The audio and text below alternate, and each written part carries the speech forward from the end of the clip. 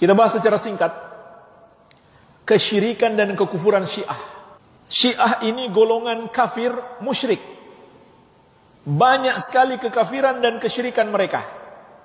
Tapi dalam kesempatan ini kita hanya akan menyebutkan 5 saja. 5 bentuk kekafiran dan kesyirikan mereka. Dan subhanallah, 5 kesyirikan mereka itu sama persis dengan ajaran tasawuf atau sufiyah, tarekat. Sama persis. Jadi ini saudara kembar antara Syiah dan tasawuf tarekat sufiyah. Kita akan sebutkan 5, sama ajaran mereka. Yang pertama, orang-orang Syiah meyakini bahwa imam-imam mereka adalah perantara dalam beribadah kepada Allah. Seperti kata Al-Majlisi dalam Biharul Anwar. Ini buku pegangan penting orang-orang Syiah. Fa innahum hujubur rabbi wal wasaid bainahu wa bainal khalqi. Para imam-imam kami adalah hijab antara kita dengan Allah. Maka mereka menjadi perantara antara hamba dengan Allah. Ini keyakinan Syiah terhadap imam-imam mereka. Persis seperti keyakinan Nasrani terhadap Nabi Isa AS. Orang Nasrani juga meyakini Nabi Isa perantara mereka kepada Allah. Dan orang-orang musyrik jahiliyah juga meyakini berhala-berhala mereka sebagai perantara mereka kepada Allah. Jadi sama keyakinan mereka semuanya. Orang-orang musyrik jahiliyah mereka mengatakan, "Ma na'buduhum illa liyuqarribuna ilallahi zulfa." Kami tidaklah menyembah berhala-berhala itu kecuali agar mereka mendekatkan kami kepada Allah sedekat-dekatnya. Mereka juga berkata, haula'i syufa'auna indallah. Berhala-berhala itu adalah para pemberi syafaat untuk kami di sisi Allah. Itu yang mereka harapkan. Perantara-perantara itu bisa meneruskan ibadah mereka kepada Allah, mengangkat derajat mereka di sisi Allah, dan memberi syafaat. Maka ini keyakinan sama. Keyakinan Syiah, tasawuf, dan musyrikin jahiliyah. Apa keyakinan orang-orang sufi? Para wali mereka adalah perantara untuk berdoa kepada Allah. Persis dengan keyakinan Syiah. Dan mereka sebut itu sebagai tawasul. Padahal itu syirik, bukan tawasul. Tawasul itu bukan seperti itu. Tawasul dalam syariat itu ada 3. Bertawasul dengan nama-nama dan sifat Allah. Bertawasul dengan amal soleh yang kita kerjakan. Kita sebut amal soleh kita dalam doa kita. Bertawasul dengan cara meminta doanya orang soleh yang masih hidup. Kita datang kepada Pak Kiai, Pak Ustadz, tolong doakan saya. Itu namanya tawasul yang benar. Kalau berdoa kepada orang mati, para wali yang sudah wafat, dengan harapan doa itu disampaikan kepada Allah, itu bukan tawasul yang benar. Itu syirik, sama persis dengan keyakinan Syiah. Ini yang pertama. Kemudian yang kedua, orang-orang Syiah juga meyakini bahwa imam-imam mereka berhak menghalalkan dan mengharamkan sekehendak mereka. Imam-imam mereka berhak menghalalkan dan mengharamkan sekehendak mereka. Seperti disebutkan dalam Usulul Kafi. Ini juga kitab mereka. Di juz pertama halaman 441. Begitu pula dalam Biharul Anwar. Di juz ke-25 halaman 340. Kata mereka, fahum yuhilluna ma yasha'un wa yuharrimuna ma yasha'un. Para imam kami itu menghalalkan sesuai kehendak mereka dan mengharamkan sesuai kehendak mereka. Jadi mereka sudah menyamakan imam-imam mereka seperti Allah Subhanahu wa taala. Ini juga keyakinan Yahudi dan Nasrani. Kekufuran mereka menyembah ulama dan ahli ibadah atau pendeta mereka. Yang Allah sebutkan di surat At-Taubah ayat ke-31. Allah Azza wa Jalla berfirman, ittakhadhu ahbarahum wa ruhbanahum arbabam min dunillah. Mereka menjadikan ulama-ulama mereka, guru-guru mereka, ustadz-ustadz mereka, dan ahli ibadah atau para pendeta mereka sebagai Tuhan-Tuhan yang disembah selain Allah. Sahabat yang mulia Adi bin Hatim radhiyallahu anhu, sebagaimana diriwayatkan Imam At-Tirmidzi, ketika beliau mendengarkan ayat ini dibacakan oleh Nabi SAW, beliau merasa heran. Maka beliau berkata, "Ya Rasulullah, lasna na'buduhum." Wahai Rasulullah, kami enggak menyembah pendeta-pendeta kami. Karena beliau dulu Nasrani. Beliau dulu Nasrani, masuk Islam. Sebagai teladan bagi orang-orang Nasrani hari ini. Dulu ada orang-orang Nasrani yang soleh, ketika Nabi Muhammad SAW diutus, mereka segera masuk Islam. Maka ketika beliau mendengarkan ayat ini, beliau merasa heran. Kenapa dalam ayat itu dikatakan, kami menyembah para pendeta? Padahal ya Rasulullah, kami enggak pernah tuh menyembah pendeta kami. Taunya dia yang mereka sembah adalah Yesus, bukan para pendeta.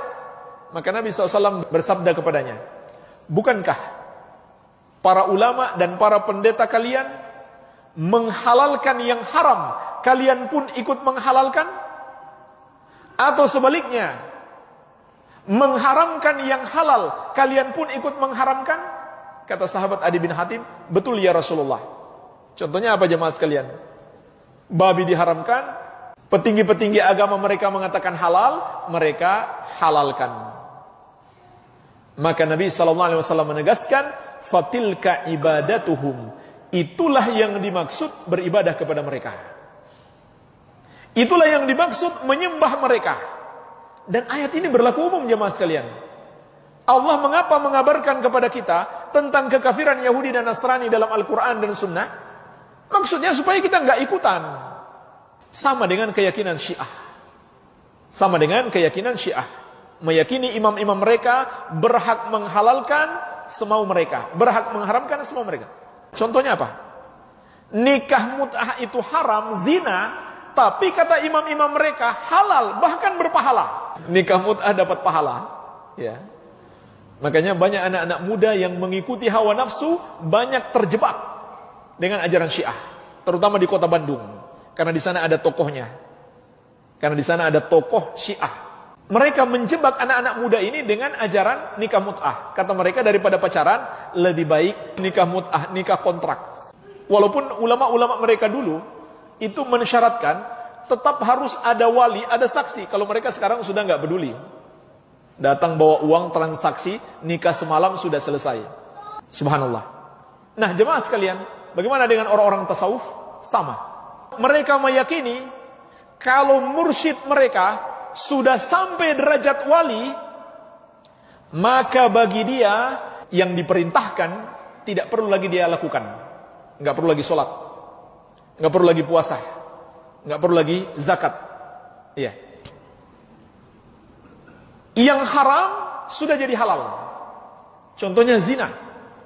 Zina itu haram. Pergi ke tempat prostitusi itu hukumnya haram. Itu kata mereka hanya tingkatan syariat. Kalau sudah jadi wali, sudah sampai derajat hakikat, itu sudah tidak haram. Kalau ada walinya pergi ke tempat prostitusi, dia bukan melakukan yang haram, dia mau membersihkan rahimnya para pelacur. Itu secara hakikat. Kalau syariat memang haram. Makanya membagi agama antara syariat dengan hakikat, atau syariat, hakikat, tarekat, ma'rifat, itu namanya membual di dalam agama, mengada-ada dalam agama. Bukan ajaran Rasul seperti itu. Kalau mereka meyakini jika sudah sampai derajat hakikat, sudah jadi wali, yang haram jadi halal, yang diperintahkan tidak lagi wajib, maka itu adalah kekafiran. Itu sama saja dia mengatakan Rasul tidak diutus kepadanya. Kalau dia mengatakan saya sudah jadi wali, atau guru saya sudah jadi wali, dia nggak wajib lagi sholat. Mereka sudah sampai derajat hakikat, tidak perlu lagi mengamalkan syariat Nabi Muhammad. Ini mirip dengan Yahudi dan Nasrani yang tidak mau mengamalkan syariat Muhammad, walaupun mereka mengamalkan syariat Musa dan Isa. Juga mirip dengan orang yang mengatakan, kita kan Islam Nusantara, bukan Islam Arab. Syariat Nabi di Arab hanya berlaku kalau sesuai dengan budaya Nusantara. Mirip persis, tidak ada bedanya. Karena sama saja mereka mengatakan Nabi Muhammad SAW tidak diutus kepada mereka. Keyakinan kita terhadap kerasulan Nabi Muhammad SAW, enggak cukup kita meyakini beliau sebagai Rasul.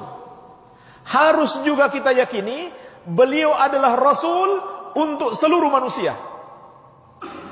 Kalau ada yang berpendapat, ada sebagian orang boleh menolak sebagian syariat Rasul, maka dia kafir. Karena berarti dia mengingkari firman Allah, "Qul ya ayyuhan nasu, inni rasulullahi ilaikum jami'an." Katakan, wahai Muhammad, wahai manusia, aku ini adalah utusan Allah untuk kalian semuanya. Jadi seluruh makhluk harus terikat dengan syariat Nabi Muhammad SAW. Subhanallah, jadi kafir malah dianggap jadi wali. Padahal wali Allah itu adalah kecintaan Allah. Siapa wali Allah? Baca surat Yunus ayat ke-63, alladzina amanu wa kanu yattaqun. Wali-wali Allah itu adalah orang yang beriman dan bertakwa. Itu wali Allah. Ini kok jadi kafir malah dianggap jadi wali. Subhanallah. Jadi sama persis keyakinan tasawuf dan Syiah dengan juga keyakinan Yahudi dan Nasrani. Menghalalkan yang haram atau mengharamkan yang halal. Ya. Yang ketiga, orang-orang Syiah berkeyakinan kuburan para imam mereka bisa memberikan berkah kepada mereka. Sampai batu-batuan di kuburan para imam mereka bisa memberikan berkah kepada mereka. Mari kita baca kutipan dari kitab mereka. Innallaha ja'ala turbata jaddi al-Husain radhiyallahu anhu shifa'an min kulli da' wa amanan min kulli khaufin. Mereka riwayatkan secara dusta. Ini riwayat secara dusta dari salah seorang cucu Nabi SAW.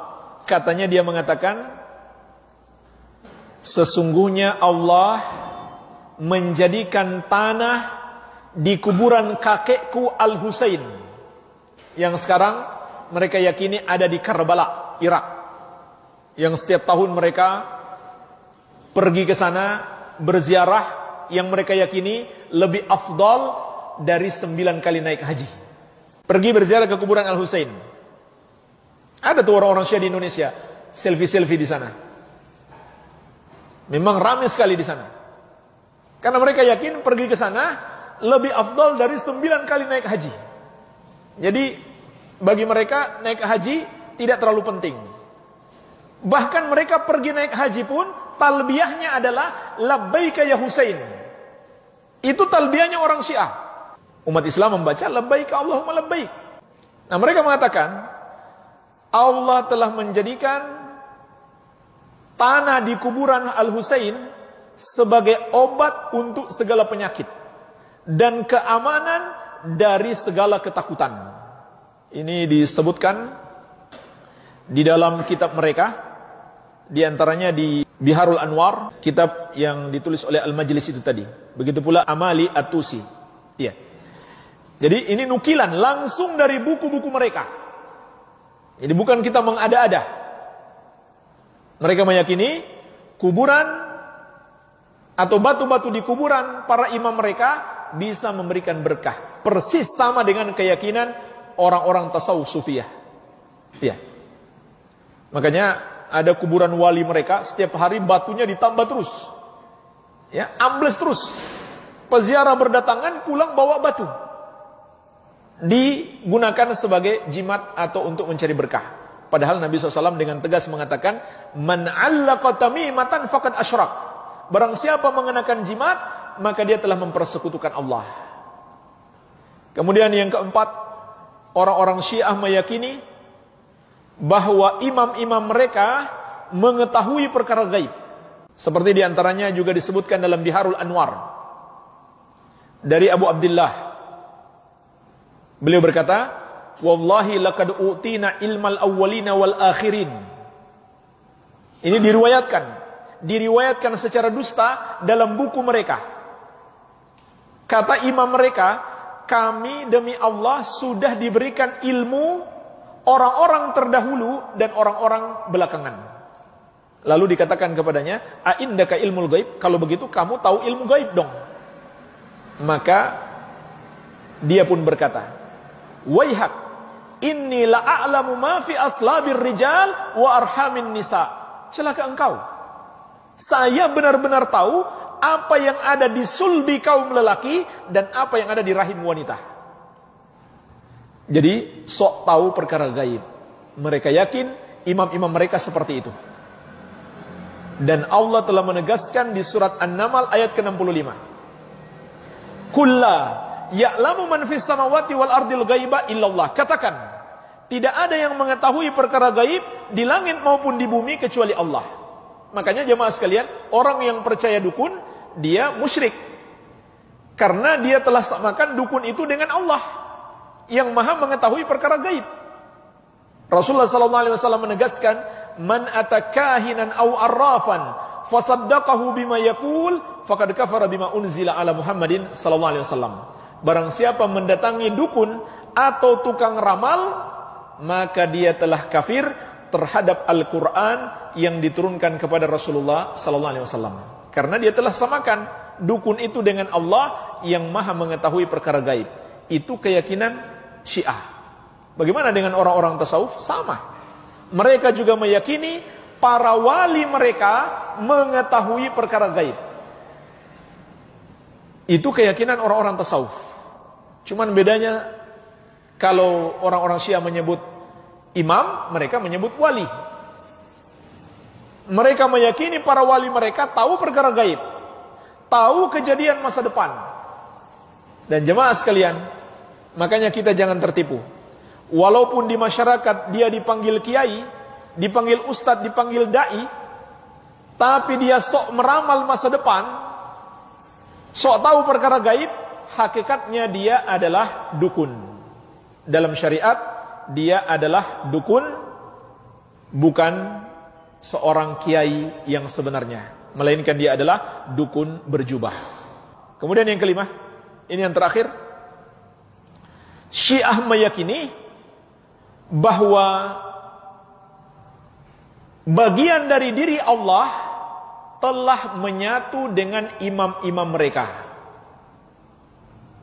Seperti disebutkan dalam Usulul Kafi, juz ke-1 halaman 435. Walakinnallaha khalatana binafsihi.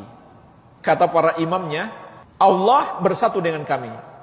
Ini sama dengan keyakinan sufiyah, wihdatul wujud. Karena sudah sampai derajat hakikat, sudah jadi wali, dia sudah menyatu dengan Allah. Itulah alasannya jemaah sekalian, kenapa mereka sudah nggak mau sholat. Dia sudah menyatu dengan Allah. Siapa lagi yang mau dia sembah? Itu keyakinan sufiyah. Tapi jemaah sekalian, sufiyah yang kita maksudkan di sini, mungkin nggak semua sufiyah, nggak semua tasawuf, nggak semua yang berkeyakinan seperti itu. Tapi sulit ya dicari yang tidak berkeyakinan seperti itu. Rata-rata punya keyakinan seperti itu. Tapi masih ada memang yang tidak sampai berkeyakinan kufur dan syirik. Cuman dia menambah-nambah dalam zikirnya, dalam ritual-ritual ibadahnya dia menambah-nambah. Tidak sampai tingkat kesyirikan dan kekufuran. Jadi sebagian sufiyah, tarekat, tasawuf memiliki 5 keyakinan syirik dan kufur ini sama persis dengan orang-orang Syiah. Tidak ada bedanya. Inilah jemaah sekalian, beberapa kekafiran dan kesyirikan, golongan-golongan yang harus kita waspadai agar kita tidak terjerumus di dalamnya.